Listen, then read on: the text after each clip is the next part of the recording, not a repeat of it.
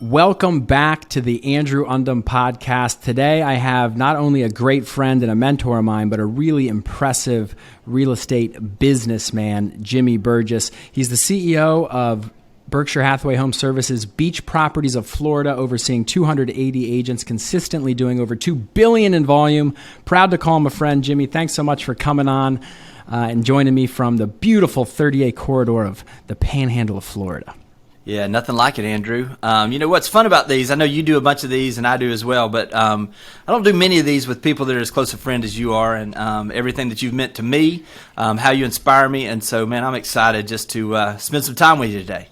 Well, I've been fortunate enough to be down at your offices, spend a lot of time with you, and coming up we'll be together. For the Boomtown event, we're going to the Berkshire Hathaway annual shareholders meeting together. So right. It's just a privilege to spend the time. But I thought what would be impactful, Jimmy, is for just to start off, tell us a little bit about yourself, because you have such a crazy story with your mom being your manager and kind of growing up, how you grew up and to where you are now. Give us the Cliff Notes and we'll run from there. Yeah, so just to kind of start where it all started, you know, my parents divorced when I was about 13, and my dad moved about maybe 75 miles away, started a real estate company when I was a teenager. My mom remarried, and my mom and stepfather also started a real estate company. So I kind of grew up as the old SOB, son of broker, I guess you could say. So literally it didn't matter where I was. Whether I was at my dad's, we were doing open houses on the weekend, and I was running around the backyard. Or I was with my mom, and I was in the back seat while she was showing property. Or whatever it was, I just kind of grew up around the business. And really didn't have any intention to go into the business. I actually went and started with Merrill Lynch, was the youngest stockbroker throughout their network when I came out of college, and did that for about a year. My brother was graduating from college and said, hey, I think I'm going to come back and go to real estate. And I just was really not into the coat and tie necessarily corporate thing at that time, and so said, yeah, I think we'll come do that. And so that was 1994, almost 29 years ago. Seems so crazy. I don't know when I became the old guy, dude. You know what I mean? The old guy with 29 years, over half of my life in that, you know, had a full head of hair, you know, full of there was an article, Andrew, I don't think I've ever shown you this. There was an article back, and it was like this 30 under 30 or whatever that Florida Realtor magazine did. And I'll show you the picture next time we're together. And it said, and it had a picture of me with like a full head of hair, you know, like the old just looking over the shoulder look, you know. And it was like, they're young, they're savvy, they're in it for the long run. I was like, well, they got one of them right. I guess we're in it for the long run, because here we are 29 years later.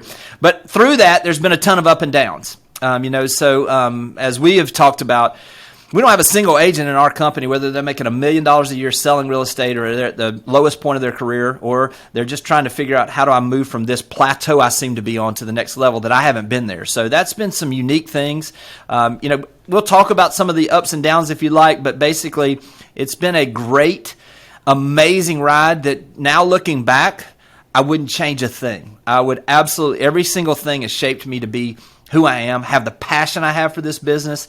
After 29 years, there is absolutely no way that I can give back to this business more than it's given to me, to my family, and just the opportunities and the relationships that I've been able to build through this business as well.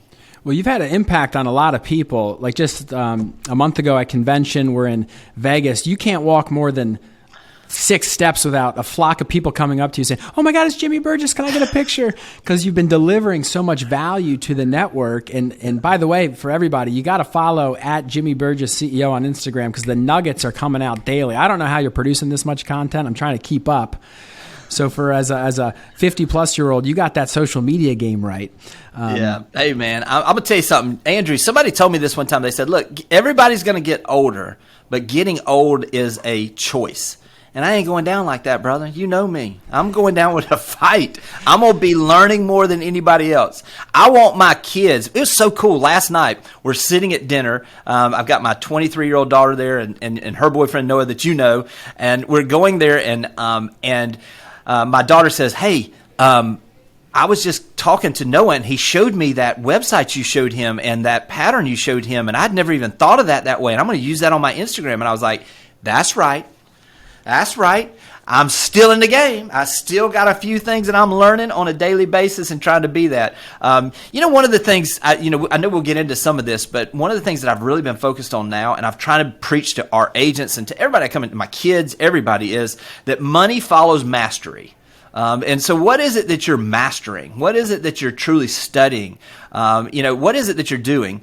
Another saying that I've really been focused on recently, and I haven't told you this one either, I don't think, is I've been focusing on the fact that what I've been able to understand recently is that high achievers, low achievers in life, average people in life, they seek for ways to entertain themselves. Top producers, top people that grow, that make an impact in the world that they live in, those are people that search for ways to educate themselves. Big difference. And what happens is when you get that hunger and that desire for education, for learning, for growing, you draw people like you and I draw each other together. You get around other people that are searching for knowledge, that are growing, and consequently, when you'll send me a text, or I'll send it to someone else, or somebody will send me something, and we'll start sharing those things, we're all in this just tornado of growth that ends up just really being magnetic to draw people around you that not only help you grow, but that help everything around you just seems to be beginning to just have opportunities to grow. And that's the natural world we live in. I mean, the world we live in is built for growth. An acorn doesn't have to be told to grow.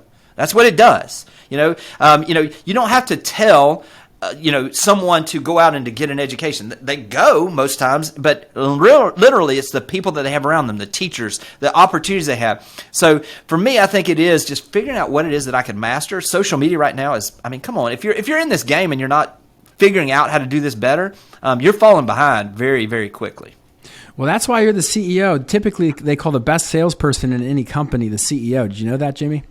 Well, yeah, I'll tell you this too, and what I've tried to do is man, if I want to have the most collaborative company, which is one of the things I wanted us to be the most collaborative company in the country.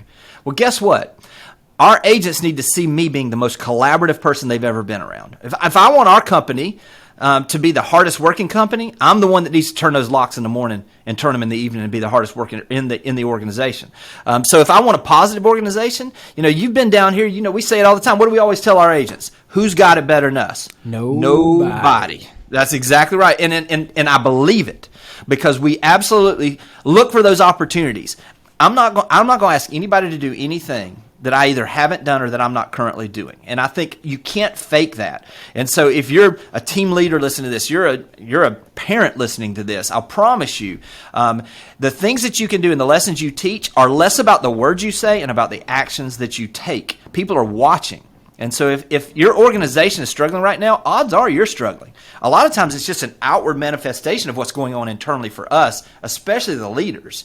So I would just want to make sure that, man, I'm going to just tell you right now, when somebody walks in this office right here, I want them to walk out of here feel more excited about this business. I want them to feel more excited about being a part of this organization. I want them to feel and understand the opportunity that we have to be in this business at this time with these opportunities so that they can go be everything they're created to be.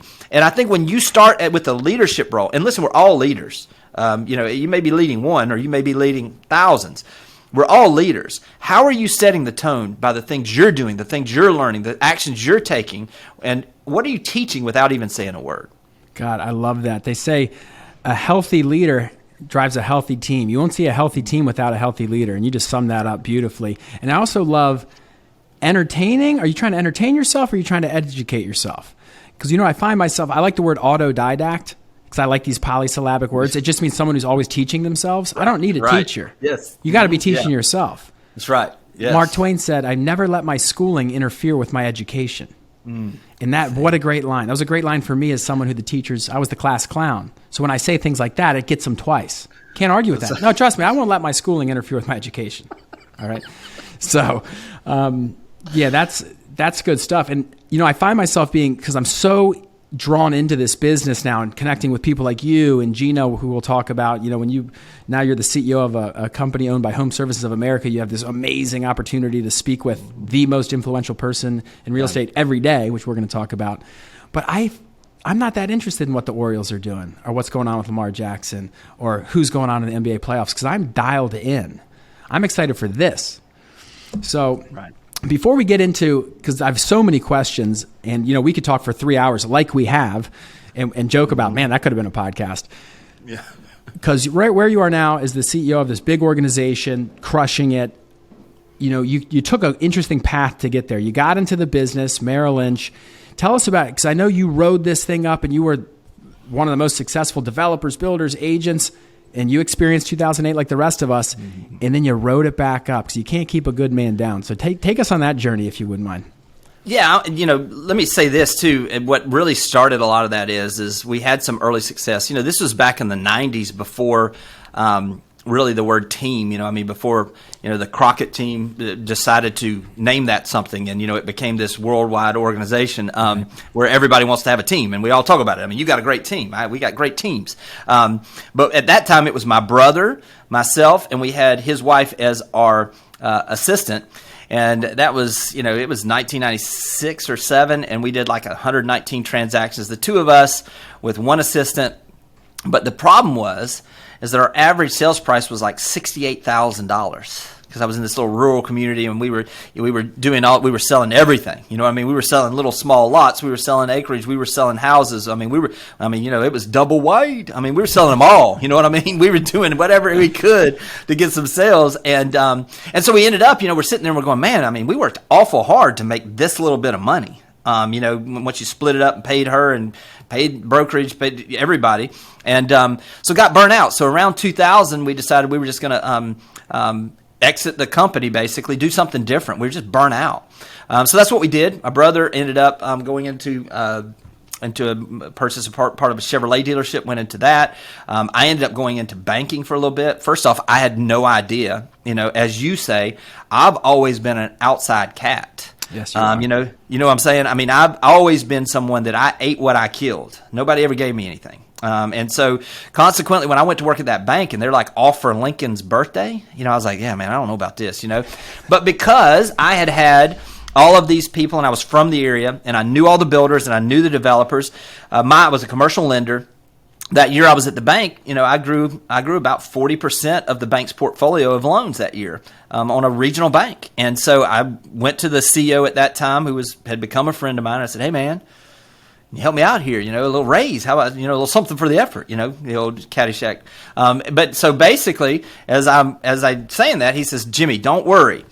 We only give raises at the end of the year, but you're doing an amazing job. The bank is going to take care of you. Now, if you've ever had an employer say they're going to take care of you, beware. That is a red flag.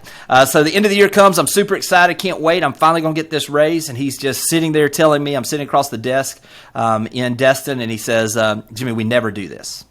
First year with us, we never give raises like this. But because of what you've done, on top of your COLA adjustment, we're going to give you a 5% raise.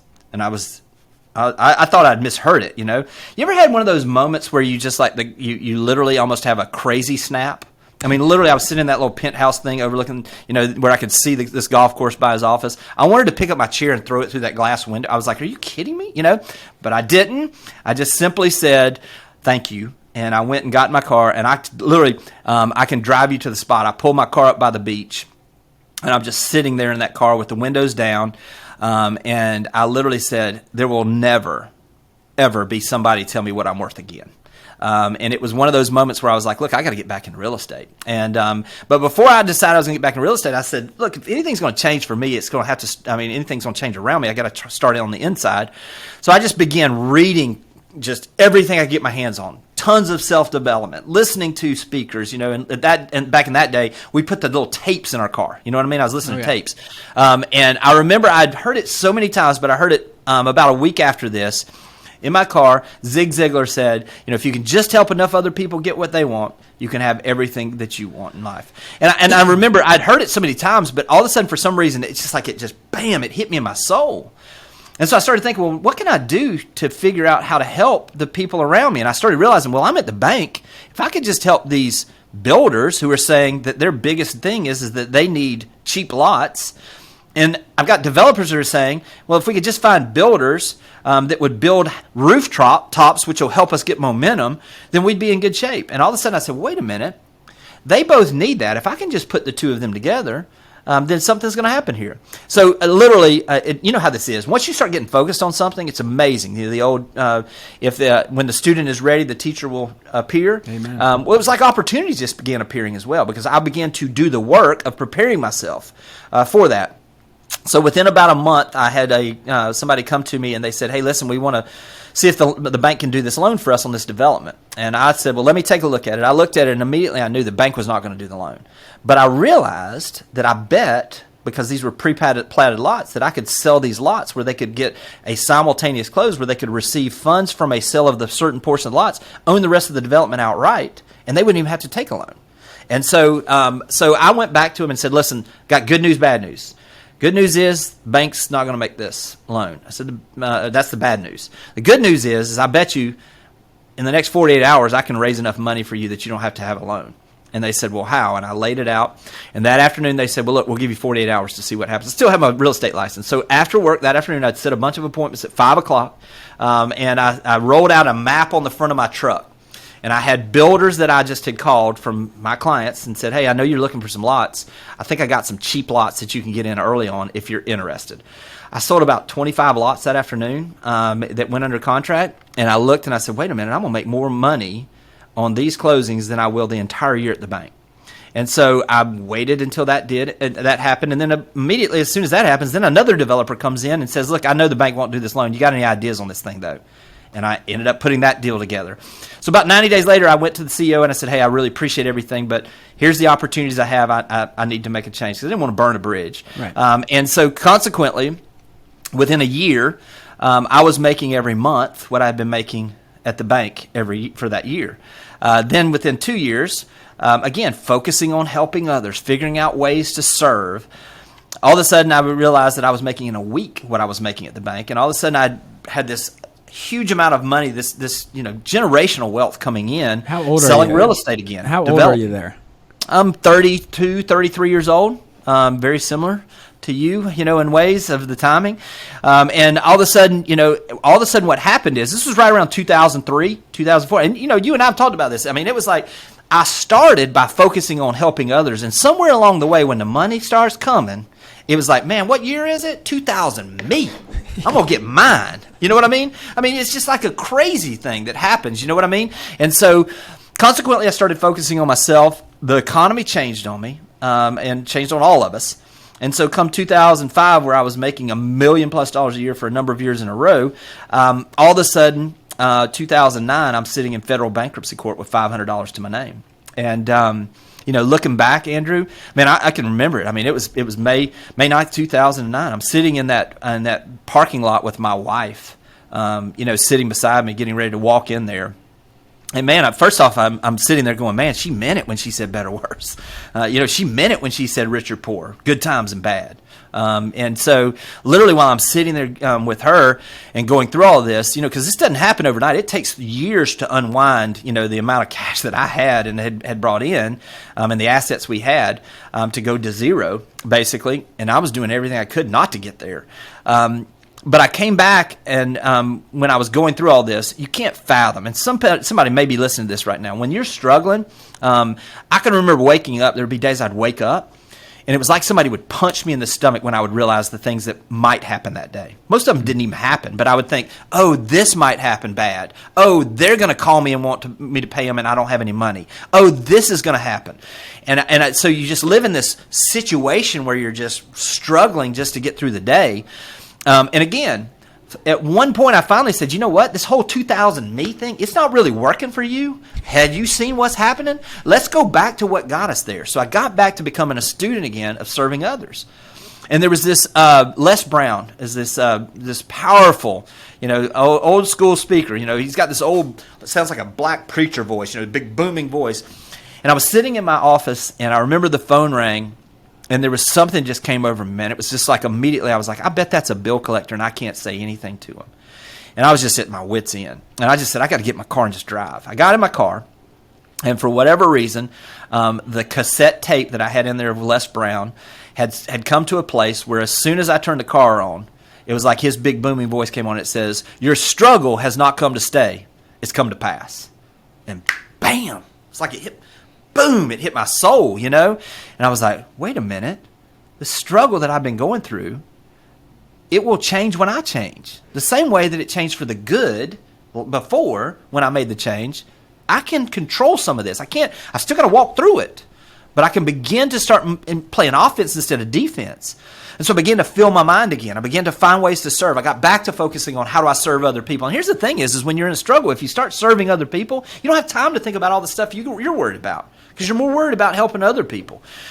So immediately as that happened, listen, it didn't show up physically. It didn't show up financially.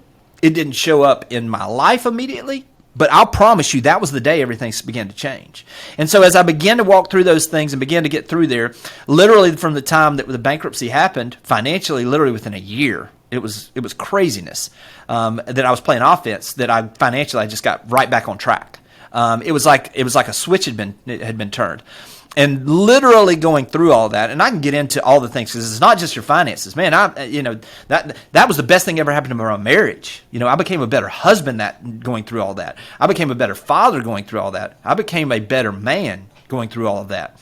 And what I look back at that time, thinking this was the worst thing could happen to me. And now here we are on the other side of it. It was the best thing that ever happened to me. Because that financial bankruptcy that was on the outside, literally, it was an outward manifestation of the financial bankruptcy and just bankruptcy in life that was going on inside of me. So now, here we are. Listen, when you're in the middle of the struggle, it's hard to see it.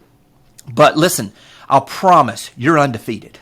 I mean, if you're sitting here listening to this right now, you know how many times you've faced struggles, big ones, small ones, medium-sized ones, that you've overcome them? Every single one of them, brother. Every single one of them. So what I'm now at a place where is that my job, in my opinion, is to give back in a way so that maybe somebody that goes through a struggle like I did, maybe they can go through it in 9 months, what took me 9 years. Or maybe they can do it in 3 months, what took me 3 years. Whatever it is. Because ultimately, how are we going to be remembered? I'll promise you my kids are not going to necessarily remember stuff. I mean, this is my son's 16th birthday this morning. I mean, I just came here from the driver's license office, getting my 16-year-old son his driver's license in a vehicle. He's not going to remember that vehicle. You know what he's going to remember? He's going to remember when I got punched in the nose. Did I get up? Because that's the thing he's going to watch and he's going to do. Our kids are watching. Our wives are watching. Our people around us are watching. And when we understand that it's not even about us, you can get up and fight no matter when, even when you don't want to. So that's a little bit of the background on some of the struggle stuff. I mean, there's a lot more. You know how this goes. But just to give you an idea of, people always ask me, they're like, man, you just seem so passionate about real estate. How could I not be? I mean, literally, how could I not be with everything that I've been through and how this business has been a business of restoration for me financially, how this business has been a business of restoration for my family. I mean, come on, y'all. We're in the best business in the entire world. How could you not get excited about being in this business? Does it mean there's not going to be problems? Absolutely. But when you focus on that why and you truly understand what it is that drives you, it doesn't matter what obstacle is put in front of you. You're going to run through that sucker. So I just encourage people, if you're at a place and you're listening to this and you're like, man, I'm just struggling right now, or maybe my business has slowed down, I promise you, this too shall pass. The struggle you're in today has not come to stay, it's come to pass. And when you understand that and you take the steps daily, the results just seem to follow. One thing you said there that my father had told me, and I've since told it to a lot of other people who are struggling, when people see you as a successful person and they go through a struggle, sometimes you're the person they call. And I know you're that for a lot of people. And I'm that for a small number of people. And they're going through things. I always say, hey, this is the best thing that ever happened to you. Mm-hmm. And it's a crazy paradigm shift. I remember I got suspended from school back in the day, and my dad's like, hey, look, this is the best thing that ever happened to you. Mm-hmm. And it really was. Because you're undefeated, because this too shall pass. That's freaking awesome. So, talk about the business that it took you to the highest highs and the lowest lows. Mm-hmm. And I'm just trying to, and you've given me a lot of advice and perspective on this, like saying, hey, don't make the mistakes I made. Mm-hmm. Helping me get around the right people and the good people. Because, what Warren Buffett says is, hey, you should only have to get rich once. That's what I'm trying to do. It'd be cool to have the story to lose it all and come back. I don't want to do it. No, it's not that cool. I promise you. Sounds cool. All these guys, he went bankrupt twice. Oh, look at this. Lost all his money and came back. I'd really like to avoid it. I'm sure I have the metal to get through it. I'd rather not find out. I'd rather not. Hey, man, this is the problem, Andrew. Most times, especially today in social media world we live in, people are seeing my chapter 17, and they don't even know anything literally about my chapter 7. You have to understand that everybody has a chapter and a process. And the problem is we live in a society where we want we want to read the end of the book, and we don't read the other chapters. One of the great sayings I heard one time was, oh gosh, I'm drawing a total blank. Leadership guy that writes tons of books was a former pastor. Maxwell. Help me out. Yeah, John Maxwell. I can't believe I drew that blank on that because he's so good. But John Maxwell said it this way. He said he has people come up to him all the time, and I have it now. I had it. You and I were sitting there. Literally, it happened when you and I were at the convention a couple weeks ago. This 24-year-old comes up to me and says, "Hey, I want to do what you do." And John Maxwell said it this way. He said, "You willing to did what I did? Because the did is what gets you to the do."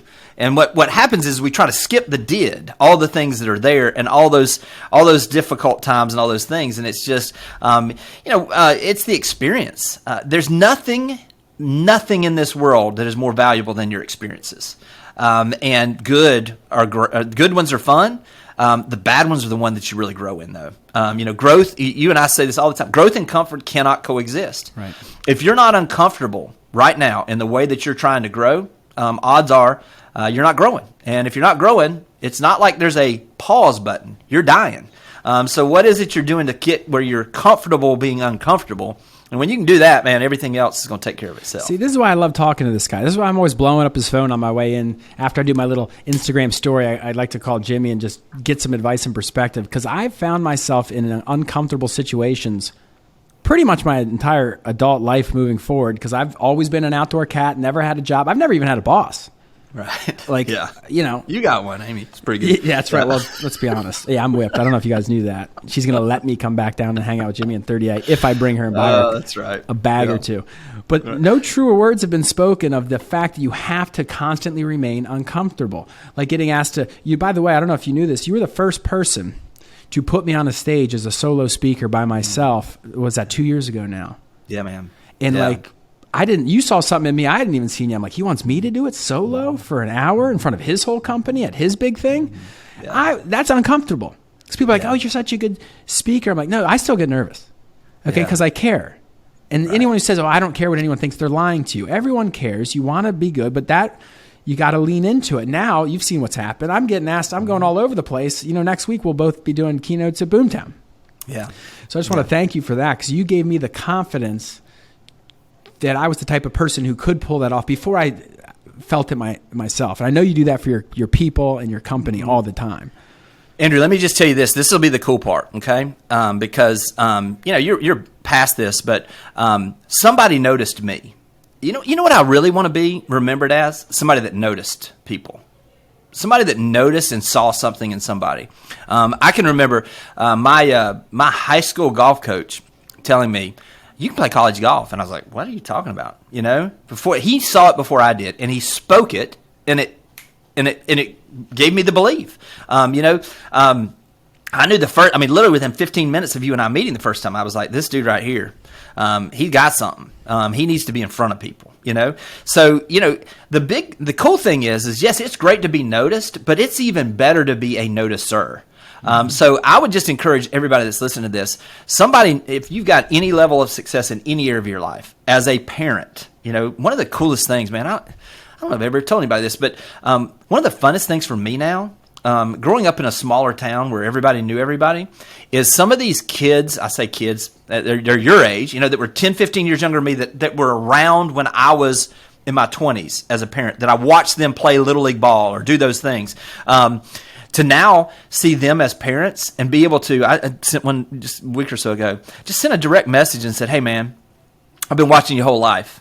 I see what you're doing and the father you are. Dude, I'm just telling you, you're doing some really good things.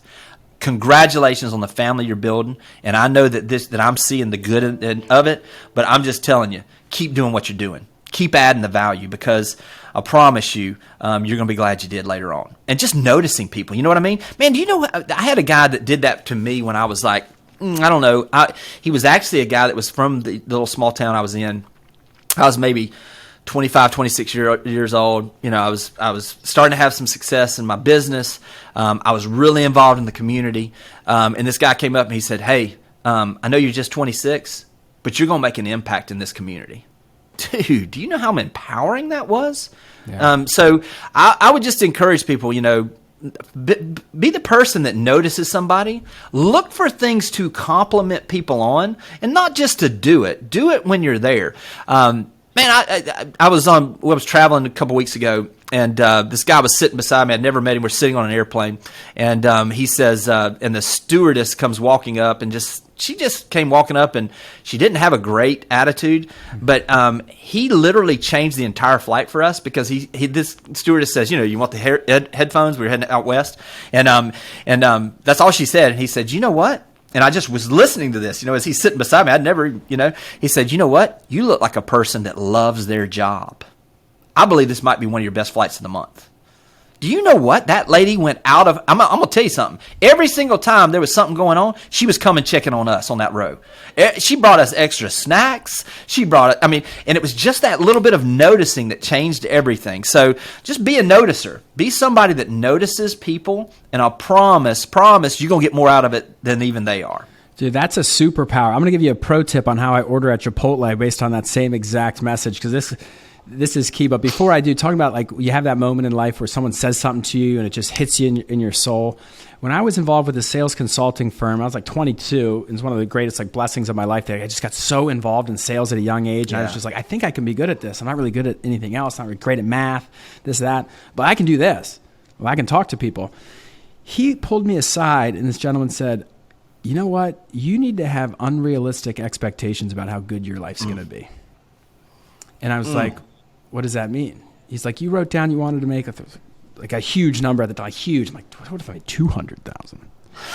And he goes, no, that's not even close, because you need to have unrealistic expectations about how good your life's going to be. And I find myself saying that to the young agents. It's called Catch People Doing Something Right. There's a whole book on it. It's a management practice. It's kind of what you just described. Catch people doing something right, but if you keep it inside, it doesn't do any good. You have to speak it and feel it. And even go into like the art of handwritten notes, which we all should be doing probably more in the real estate business. Chris Kelly just sent me the most magnificent one. Yeah, such a good dude. I got to send you a picture of it. He's like, you outperformed your reputation. I can't wait to work with you. He was a pro. And I said, I'm saving this one.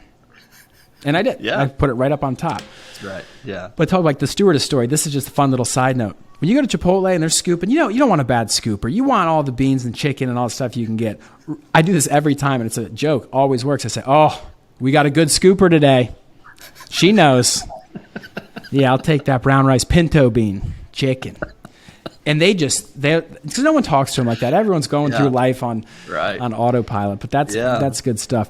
Well, let's change gears to this, because you're leading a really powerful organization in one of the most beautifully, the most sought after areas in the country. Super high price point, luxury. I'd never been there except when you invited me down 2 years ago. We're talking white sand, dolphins, panhandle of Florida. I couldn't believe we were in the United States. I felt like I was in like the Caribbean. Yeah.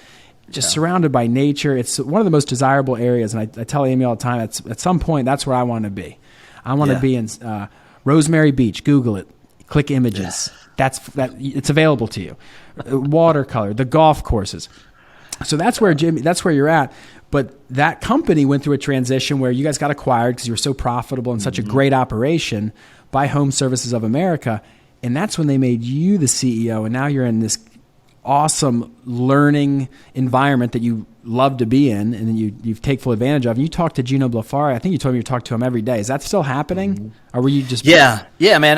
This is another one of those where you just you surround yourself with people, and just got a huge opportunity. When we were purchased, one of the things that Gino does is you have an accountability partner every month, and so literally, I've had, everybody, some of your guests have been, that I've seen on here have been some of my accountability partners. So it's incredible the amount of relationships you build.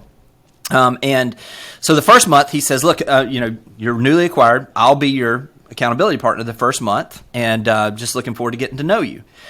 And so as we went through that first month, I was like, man, I just feel like I'm just a sponge here, just learning this stuff. And then, so literally, and this is kind of a tip for somebody that wants a strong mentor, is first off, be prepared and bring some value to it.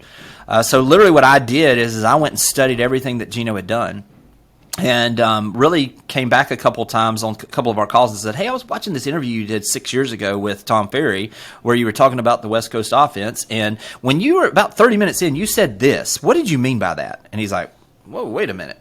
This guy's serious, And then I said, well, let me tell you what my experience is, and I think you ought to be speaking about this more right now because of where the market is talking to agents about this. And he's like, it's a pretty good idea. Can you write something up for me? I was like, yeah, absolutely. I'll have it to you in an hour, And being someone that is, as a mentee, being someone that brings value and doesn't just take. So consequently, after that first month, Gino says, you know what? I've done this with just a few people. He said, we're going to be mentors, and we're going to run a streak out like never before as far as the number of days consecutively we've talked. Right now, we're at, today I can tell you, 438 days right now. 438 days in a row. Christmas, Thanksgiving, multiple times a day. We're just checking in. And you know what happens is you begin to understand and know people. And when you do 438 days, you see the best of them, you see the worst of them. You see a struggle that they have. You see something they're really good at. And it's been amazing. The friendship I built with him, the things where he'll just say things sometimes, and I'll just have to pull the car over. I'll say, hey, whoa, slow down. Let me pull over so I can write this down. I don't want to miss this, I think it's one of those where I'm just, this is crazy, man. To think, here crazy. I am. You know what I'm saying? Think about that, dude. Literally, I'll show you. Let me show you this because I try to keep this because you got to understand, and you and I have talked a lot about this. Don't ever forget where you're from. Don't ever forget how far you've come, and don't ever not celebrate where you are. Because where you are is not where you were. This used to be this little preschool song. My wife started the preschool up at the church for the kids, and they had this song that they sang every single time that they would do the graduation. It said, I'm not who I was, I'm not who I'll be, I'm somewhere in the middle. But God is changing me little by little. You got to understand that we're not who we were, and good Lord willing, we're not who we're going to be. We're continuing to grow and to develop. But don't ever forget where you are. So for me to have that opportunity, I'll show you this. Sure, grab it. So this right here, this is a mason jar. Let me unscrew this. So this is a mason jar, and what that is right there is red clay. It's not just any red clay. And this sits on the corner of my desk where I see it every morning. And I'll see it when I'm shutting the lights off in the evening. I'm the last one to leave. This red clay right here is from the dirt road I grew up on. I don't ever want to forget it. When things get tough, sometimes, Andrew, I'll come in here. And I'll be the only one here at night. And I want to just, listen, I've always kind of lived with a little bit of a chip on my shoulder. You know what I mean? Like, doubt me. This accent? Yeah. Think I'm dumb. Please, underestimate me. You know what I mean? Right. And so literally what I'll do sometimes when those difficult times come or those things are coming, I want to get back to that dirt road. I will literally take a pinch of this dirt road, and I'll take that pinch, and I'll just rub it into my hands. I want it in me. You know what I mean? And then I'll get on the phone and I'll make the calls I need to make. Then I'll go do the things. And I'll remember, hey, listen, I'm not who I'll be. I'm not who I was. I'm somewhere in the middle, but I'll promise you I'm not going to forget the lessons I learned on that dirt road. I'm not going to forget how far I've come, how many opportunities I have. And so when a Gino Blafari says, hey, listen, I want to spend some time with you, I'm going to tell you right now, I'm going to show up and I'm going to show out. I'm going to show up and be prepared.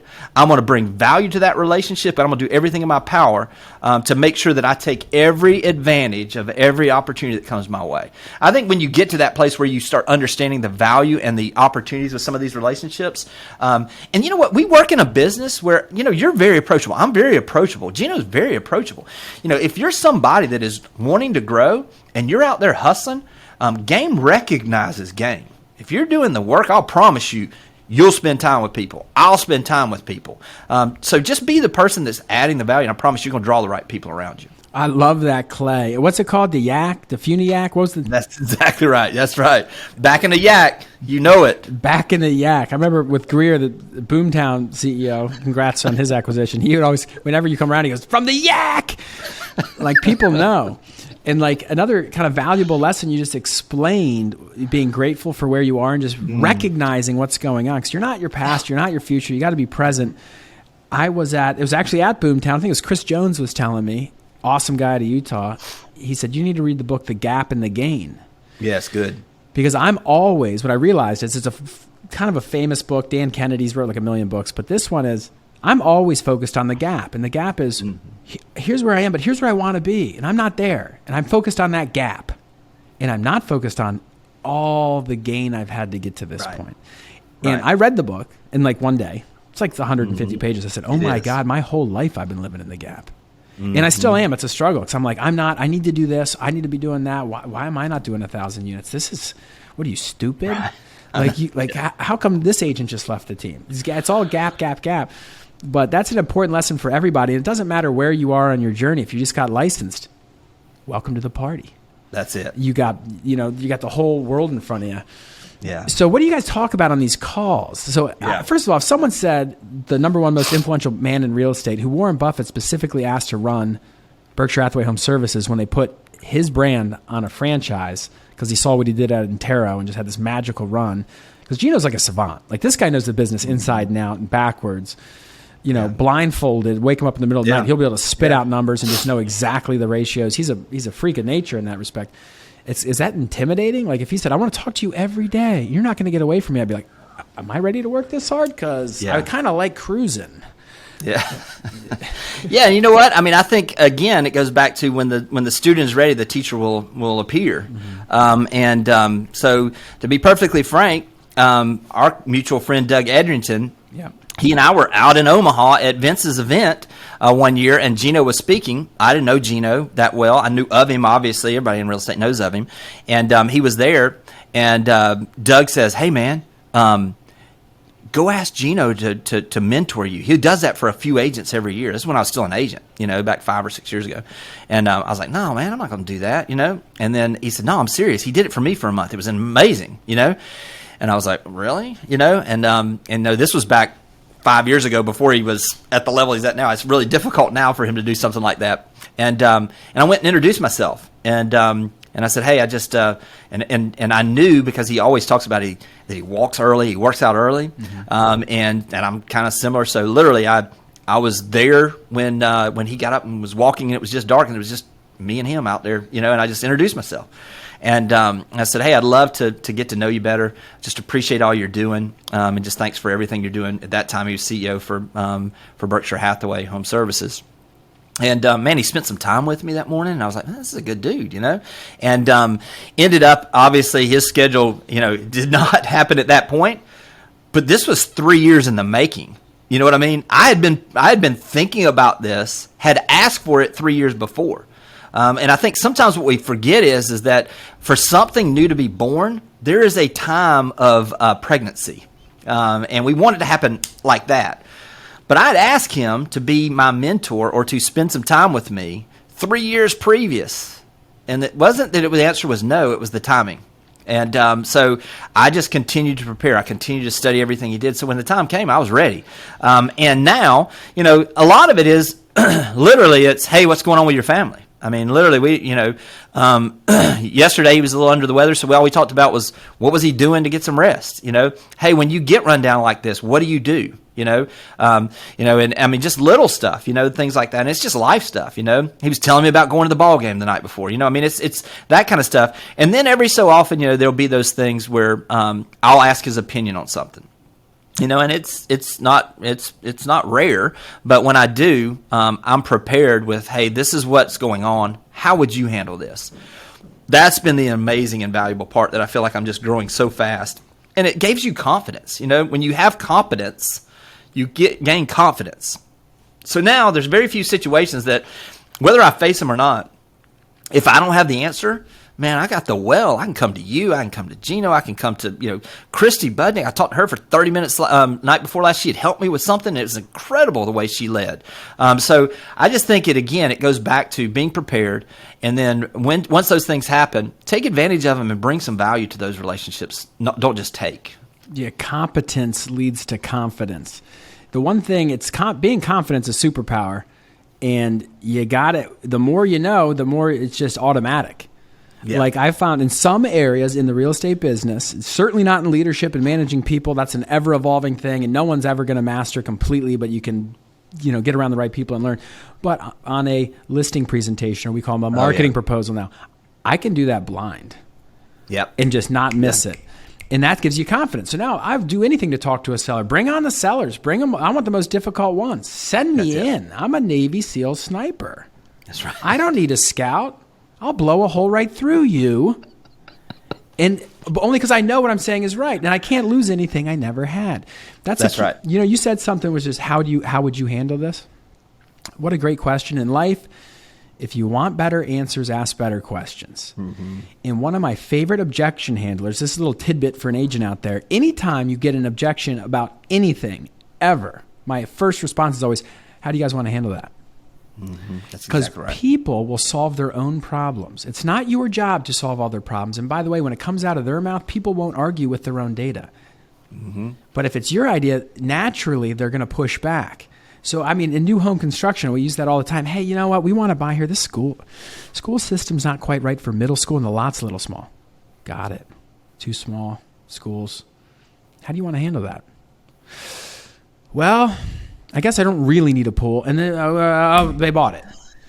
You guys got to get out of your own way half the time. Yeah. And one other nugget that you shared, which has just been so unbelievably true in my life, and I say it all the time, and I'm going to say it here again, is anytime I've ever asked someone for help, and I meant it, and I thought I could bring some value, and I was a student who was prepared, because then the mentor might be ready for me, everyone said yes. Whether it was Alan Dalton, I kind of pulled him aside one time, and in one short year, we were writing books. We've spoken 15 times together. Countless things with you, with Vince Lisi, who you just dropped an amazing interview when he's talking about real estate investing. Mm-hmm. I just bought a commercial property. I sent it to Vince Lisi. Hey, I know this is kind of your bag. I don't really know what I'm looking at. He goes, all right, I'm going to call you in half an hour. Do you know what a cap rate is? I said, not really. Like, just being honest. Like, yeah, I can look it up, but tell me. He goes, no, this is the exact ratio. He goes, this is a good deal. You should buy this deal immediately. I literally on the phone said, all right, hold on. I said, I'm in. I'll take as much as I can get. Mm-hmm. And I bought a building with my partners here at Berkshire Hathaway Home Sale. Yeah, that's the network we're in. So asking what a for great help, leader Rod is, by the way. Also, I mean, come on, man. Naval Academy. Yeah, I mean, come on. His claim to fame with me, at least, Rod Messick, our CEO at Home Sale, and they're doing $3 to $4 billion in sales, 1,400 agents, 38 offices, and the guy is he's always done exactly what he said he's going to do. Mm-hmm. Yeah. And you don't get that all the time from a leader with all these crazy things going on. But when we shook hands, we've made a couple different agreements on a number of things. I know for a fact this guy's honest as the day is long. He will never say anything that's not 100% true. And you'd like to think that about everybody, but we've all been through life. Like, did he mean that? Was that just saying? Yeah. Not with Rod. You're going to get what you get. And that's the type of guy I want to work for, quite frankly. Yeah, and I'll tell you what, like with Rod, I'll use that with Rod. I don't, even, when you look at, for instance, Alan Dalton, when you look at Gino, those guys, what's pretty amazing to me is these guys, like we were talking about earlier about if you want a certain type of organization, you have to be the one that does it the most. I don't know anybody that reads any more than Gino. I don't know anybody that literally studies and spends. I mean, this is a guy, CEO over, Home Services has 60, 70,000 agents, and yet 2 or 3 times a week he walks in the mornings with agents to know what's going on. He stays involved in these things. I mean, he keeps his feet in the dirt, so to speak, where he knows what's happening, and so for me, one of the things that's been probably the biggest eye opener for me as I've gotten around a lot of these high achievers is they are absolutely the most educated and most hungry for knowledge people I've ever been around in my entire life. And so I'm trying to model more of that. I'm trying to double down. And instead of listening to that trap music when I get in my car, I'm trying to listen, to something, something that's educational. You know what I mean? So, and when you begin to do those things, it's amazing what, it's almost like, when you're eating too much, you want more food. When you search for knowledge and you truly have a hunger for knowledge, you can't get enough. You just begin it feeds itself where you want more and more and more. These guys, whether it be Rod, whether it be Alan, whether it be Gino, whether it be Vince, all of these folks, whether it be everybody, every single great leader I know is one of the most hungry for knowledge people that I've ever met. They're just constantly searching for it. It's funny. So I've been talking to Mark Stark a lot. He's just an absolute legend. Come on. Like, how much I sweat him. It's funny. First of all, you can imagine how fun it is after you go give a nice presentation, you're partying on 30th Florida, getting in the car with Jimmy and bumping some music on the way to the bar. Come on. We've done that, and we will do it again. But Jimmy knows, see you in 3 days. Yeah, I'm going to see you in 3 days. Exactly. I was kind of telling you, like, dude, I saw this guy Stark speak. This guy he kind of blew me away. and you're involved with all the CEOs, and Jimmy starts sending me clips of Stark speaking. I'm listening. Oh yeah, I like that. Write that down. Because like Alan calls me a mimic because he knows I steal a lot of his stuff. But look, when I see greatness, of course I'm going to steal it. What do you think I'm stealing? Like, of course I got to take that. Yeah. Yeah. So when I was talking to Stark, he said he kind of summed it up like this, and you just described it perfectly, which is you get the culture you deserve. So whatever your culture is, that's what you deserve. Like, that's why your culture's so good. Gino creates that culture that's so good because that's what you've created by the leader that you are. And that kind of hit me really hard. I'm like, yeah, this is the culture. Because every business is different. The way I do it doesn't have to be the way you do it, anyone else do it, but you will get what you deserve. Yeah. And the side note is, talk about priorities. He goes, you're living your priorities. You don't got to tell me what your priorities are. It's what you're doing every day. Don't tell anyone what it is. Just your priorities to golf right now. You don't have to tell me.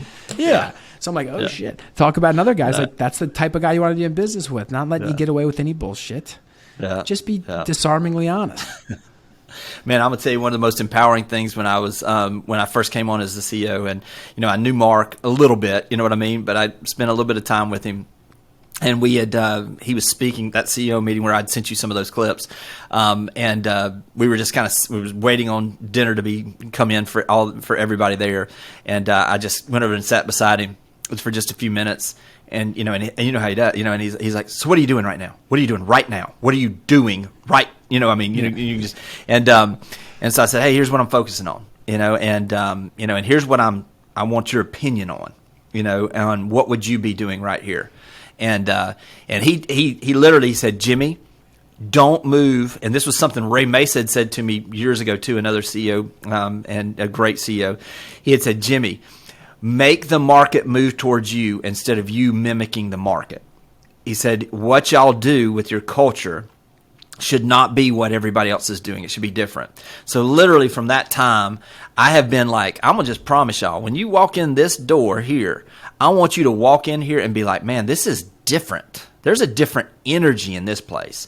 I want there to be so much positivity coming out of me towards agents and helping them so much that if I don't keep moving around, it's going to puddle up as it drips off of me. I want to make sure that every single person that comes in this office is somebody that is excited when they leave. And they're not, man, am I in the right business? No. You're not only are you in the right business, you're in the right business at the right time with the right people. What are you going to do with this opportunity? Because you're either going to regret the fact that you didn't take full advantage of it, or you're going to be so thankful that you leaned in when everybody else was retreating. And so, yeah, man, having those folks around you, man, I can spend 5 minutes with Mark Stark, and I'm ready to run through a friggin' wall. And so, yeah, I think it's critical that you get those people around you that inspire you to be better and more of who you were created to be. Well, they say you're the average of the 5 people you spend the most time with. That's been said in a number of different ways, but it is so true. And that's why I'm very careful about who I take advice from. They say beware of the vice in advice. Like, you don't want to take financial advice from broke people, for example. Right. But fortunately, in this ecosystem that we have with Berkshire Hathaway Home Services and Home Services of America, there's so many people who are eager to pour into it. And I just feel like, look, I'm the young guy now. I used to always be the young guy. Now I'm like getting there. But like, I'm taking advantage of everything I could possibly get my hands on. And like just the other day I said, look, I'm kind of overwhelmed. I got this mortgage thing going on, got the team thing going on. I'm trying to create this other little company over here. I'm kind of traveling a lot. I got 3 kids under 5 and I'm home. By the way, I am home every night by 5 p.m. Mm-hmm. I know. And like, so there's a lot. And you have your wife and everything else. And I have just the best people around me. And Mark just hit me with this. He goes, who are you? Write this down. Who are you? What do you want? And what price are you willing to pay? And there's always a price. And I just got goosebumps thinking about it. I'm like, but just makes you think. And he's not looking for an answer. That is rhetorical because that's for you to answer yourself. Mm-hmm. And there's no judgment. There's no judgment whatsoever. Well, we're almost at an hour, Jimmy. So here's what I would like to do.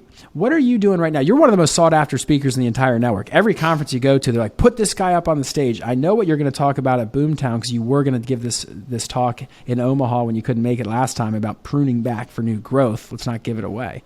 Although this will air after that comes out. What are some things, if you're an agent right now, regardless of the market or your experience, should you absolutely be doing? Give us a couple of those Jimmy Burgess nuggets. Because look, when you have 280 agents and you're doing over $2 billion in sales, you're probably doing some tactical things right. So give us a couple jabs, maybe an uppercut with something that we can be doing. Yeah, absolutely. I mean, I think right now, if you're not developing a personal brand, you're missing the boat. One of the things that's been interesting for me, I'm not doing anything different. I'm not any different than I was. I mean, obviously I've grown, and I've got different people around me and I've got different opportunities, but as far as who I am, I'm still that guy with, on the dirt road. And so the way that I talk to people, the way that I treat people hasn't changed. But what video has done is, instead of me doing a sales meeting where I may have, 50 agents there, now I shoot the video with those 50 agents, and it can be seen tens of thousands of times. And so what's happened is video gives you the ability to amplify who you are. So the first thing I would say is figure out just what you were saying. Who are you? Who is your ideal client? And then what are their problems? And begin to speak to those folks through video. Begin to build that. People don't realize this. I mentioned this when I was speaking at the conference. I knew that video would give me the ability to expand the messaging, to help more agents. I knew that video was going to have the opportunity for me to impact more people than I could without it. So even when I did it poorly, I decided, and even when there were 7 views for a video and 3 of them were my mom and 2 of them were me, I still kept putting the videos out. We started the videos for training for our agents. I'm just going to give you this background because I want to encourage agents to lean into video right now. Listen, we've seen it with your business. We've talked about this for years, and we're seeing the impact now. And you've been seeing it for a year or so now, but it's really coming on now. It took me, and when I started doing the videos, it was first where I come from. You feed your own family first. So literally, the videos for our agents. 6 or 7 ways to generate listings right now. How to negotiate on a contract better. 3 things you need to make sure that you do at every single listing presentation to put it on lock, or whatever it was. We did one of those a week, and we would send it to our agents. And then we started realizing, this whole real estate community we're in, we truly are, as Home Services says, stronger together. So from that standpoint, what can I do to add value back to the overall marketplace? Because I'm just like I was when I was an agent. I never wanted to chase business. I wanted to attract it. Right. It's the same way with me in the position I was in then, is I knew that if we were going to grow this company, we had to have more and better talent. So consequently, I didn't want to chase talent. I wanted to attract it. Video gave me the ability. So we would do the video. We'd present it to our agents. And then what I would do is I would send an email out to other agents. And simply the video was just giving them a way to do their business better. And it really just simply said, hey, I hope you're happy where you are. But if you're not, we'd love to share with you what we do to help our agents build the business of their dreams. That was all we did. Still do it every Tuesday. So I started doing that. And for the first 4 months, nothing. No, all I got was the haters. Right. The people with the snide remarks. What are you, the Tony Robbins of real estate now? Exactly. Yeah, okay. Yeah, please give me some motivation. I'm looking for some haters, by the way. Can I get some nasty comments? Because it's the best thing. Dude, all my old haters started to like me, Jimmy. I'm looking for new ones. So if you can help me find some new ones, that's what I'm looking for. I'm gonna tell you something, dude. Biggie was right though. More money, more problems. I'm promising you, they're coming. They're gonna have some more haters. But here's the thing that was kind of interesting is when I went back and looked at this, and I asked Vince this just a couple weeks ago when we were together. I went back and looked. It took me 83 or 84 videos, 16 months to get the first 100 subscribers on YouTube. When would you have stopped? At 20? At 2? At 70? See, when you understand and you believe and you know that what you're doing is going to help people, it's a different motivation. So I went from a video standpoint to realize, hey, man, I feel like I'm just hitting my prime. You know what I mean? I got some experience now. I got some competence where I can be a little confident in what I say. I got some results, and so I want my grandkids to be able to see me in my prime. I don't want my grandkids to see me when I'm, having struggles. You know what I mean? I want them to be able to go back 100 years from now, generations from now, and watch a video of me when I was just laying it down. You know what I mean? And so literally, I just viewed that, hey, if nothing else, this is a catalog where somebody down the line is going to get inspired by this in my family. So consequently, I kept doing it. And then all of a sudden we hit some momentum. And that was it. I got my first 100 subscriber, my number 100 subscriber in December of 2019. Now here we are, just over 3 years later, and we're adding about 600 a month. And the impact that it is giving, hopefully, to the industry is pretty powerful. And the thing is the next couple of years are going to pass either way. If you lean on video, here's what happens is it has a tail on it. You know, the videos that you're shooting, Andrew, on houses, the videos you're shooting on how to sell a home better, the videos that you're going in there and talking to sellers about negotiating, the things that you do on the videos that you're doing, you don't realize that those videos, I got videos that I shot 3 years ago that now all of a sudden, you know, are getting 1,000 views a month. You know, they've got a shelf life. And you have to understand too, if we're going to attract business, for me, what I realized was, and somebody showed me this maybe a couple months ago, and I never realized it. If I've got roughly 2,800 hours per month, every 28 days of my videos being consumed, that means that every second we're talking right now, every second, 4 seconds, people are watching my videos. Imagine the power of that as a real estate agent. Imagine the branding that when you go to bed tonight, you've got a portfolio of these, which you're building, and you've done, of these videos that are working for you. So while you're sleeping, literally the marketing is doing the work for you. Again, we want to attract business instead of chasing it. There's no better way to attract business because listen, the camera doesn't lie. I mean, right. you are who you are. Be who you are because you're going to draw. We call them OKPs, our kind of people. I know my accent. I talk a little fast. I'm going to turn some people off. That's fine. I'm not supposed to work with them. The people that I am supposed to work with, they're going to watch this and they're going to be like, you know what? That's my guy. That's somebody I can do business with. That's the people we're supposed to do business with. We don't need all the business. We just need the ones we're supposed to get. OKPs. And when you do the ones you're supposed to get, you get more of them too. OKPs are kind of people? Yes. I like that. Yes. All right, so personal branding's big. You're like the master. How many subscribers you got now? You're over 10,000 or something crazy?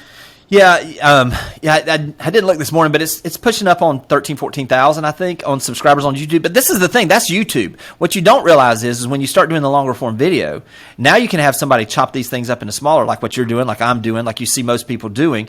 And all of a sudden now, that same one video that might get 5,000 views, all of a sudden when you add in the little short clip of it on YouTube Shorts and you then take the same one and you do it on Instagram and you do the same one there, all of a sudden now you've gone to 20,000 views on a portion of that video that drives them back to that video. So it just continues to compound over time, the ability to do that. So personal branding, number one. Number two is if you control the market, if you control the listings, you control the market. Every bit of your focus in your business ought to be on controlling listings. It ought to be, and you're one of the best I've ever seen at the listing presentation. It ought to be where that listing presentation, where when you get in there, it's like Chick-fil-A on Sunday, shut them down. It's closed. We're going to close that thing. You get me in front of them, it's going to be closed. You want to make sure you got that on lock. Number two is what is the marketing? See, we're coming out of an environment where literally even the best real estate marketers, the top producers that have been doing this for a while, the muscles of marketing have atrophy. And they've forgotten how to market. So as these listings stay on the market a little bit longer, the person who's going to win is going to be the one that understands how to market. Not only are they going to win because they're going to get more sales, but they're going to win the hearts and souls of all of the other sellers that are watching what they're doing to get homes sold. It's going to be a differentiator. So what is it that you're doing to figure out how to dominate on that listing side? Doing the basics, hosting open houses, which you're a master at, doing your geographical farming, doing unsolicited video CMAs, the things that we talk about a lot. What are you doing to make sure that this year you can add an additional 2 listings per month? If you can add 2 listings per month, I'll promise you're going to have your best year ever. And that's the critical part of this right now is understanding that this business is always about listings. Last year it was like, think about it. This year it's all about listings. I'm telling you, if you can control the listings, you control the market and you control your financial future. So you guys are just getting a little thimble of Jimmy right now. This is a little thimble's worth. You can take it by the shot glass or by the gallon like I try to drink it. This is why, and you're probably one of the most gifted people at giving just tactical, actionable advice. Your YouTube channel is freaking awesome. You got to follow Jimmy Burgess. And by the way, as we didn't talk about this, but Inman News noticed this guy as well. You're on the Power 200 of the top most influential executives in the real estate industry, which is freaking cool. So I'm like, my buddy Jimmy is? I'm like, hell yeah, he is. He's putting out content like there's no tomorrow. Well, now you're right. I think you had the most viewed articles in all of Inman. Every time Inman News which is a big publication in the real estate industry, if you don't know. Jimmy Burgess is like the head writer of all the most popular opinions on Inman News. The guy from the Dirt Road is now writing, CEO of a massive property, talks to the chairman of Home Services of America every day. He's writing on the most popular news outlet in the whole industry, and he's just one of us. Can you feel it? He's one of us. Listen, Andrew, model this. Let me tell you what I did, okay? Because this is super practical, and you can do this on the local level. Because I'll promise you, there's a local website that would love your real estate content written. There's a local lifestyle blog that would love to have an article from you that talks about what's going on in the real estate business. Here's what I do. I kind of mentioned it earlier. I shoot the videos. Those are edited. Then I take and I have another editor that rips the audio. Comes the Real Estate Sales Podcast, now over 250 episodes there. And then what I do is and I publish 2 videos per week. Now we're up to 2. It wasn't that way when I started. And then on Sunday afternoons, I start and I take one of the most better performing articles from the previous week, and I'll break it down to a 1,200 word article. One video content, and then I break it into. Listen, some people learn through visual, some people learn through audio, some people learn through reading. So what I wanted to do is I wanted to give it the old platinum rule. I wanted to give people what they wanted in the way they wanted to receive it. So consequently, you can do this on the local level. Your video where you're talking about, 7 great service providers that everyone living in Baltimore should know. I mean, first off, you're putting other people on. You and I've done interviews. You put me on like crazy, yeah. So listen, by doing that, what happens is you build relationships and you get opportunities. So by doing those things where you're sharing, I'm just using that as an example, where you're sharing 7 service providers in your local area, you got 7 other local businesses that are going to share your content, which is going to cross-pollinate your group of people that are following you, and you're going to find your other OKPs. And that's going to give you the ability also that they're going to be, those 7 people are so thankful, for you noticing them, being that noticer, and that they're going to immediately, when they have an opportunity to refer somebody, guess who they're going to remember? You. It gives you the ability really to expand. So I would just encourage you, take the content that you're doing and find ways to expand on it. Find ways to share it with a local, blog, with a local, every single place in America has, or every state organization, like we have Florida Association of Realtors. Yeah. Submit an article to them. I've had one on January. I think they and then they start calling. Here's the thing: is get so good they can't help but notice you. Track them. Now they start calling me. I don't even reach out to them, and they say, "Hey, we saw your article in Inman. Could you do one like this for us?" Heck, come on! Are you kidding me? Yes, absolutely, I can. So, what is it on the local level that you can add value in a way where you're giving information that is going to help buyers and sellers? And I promise, when you get to a place where you can figure out what it is, the best thing for me is, man, I got the best job in the world. I just wake up every morning after selling real estate for 25 years and figure out how I can give agents what I wish somebody would have given me. So here you are. You're in that local real estate market. You've bought houses. You've sold houses. What do you wish an agent would give you? What is it that you can think back on that was the best transaction you ever had? What did you do in that situation? Who was that ideal client?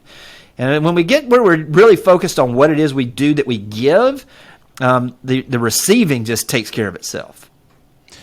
I'm going to need a list of those things to keep my brain rolling. Like the top 7 service providers is a no-brainer. Anyone listening to this, I know you have your favorite lenders and title company and tree removal guy and this thing and that's unbelievable. And you know what I didn't realize till just now? Because I knew your strategy.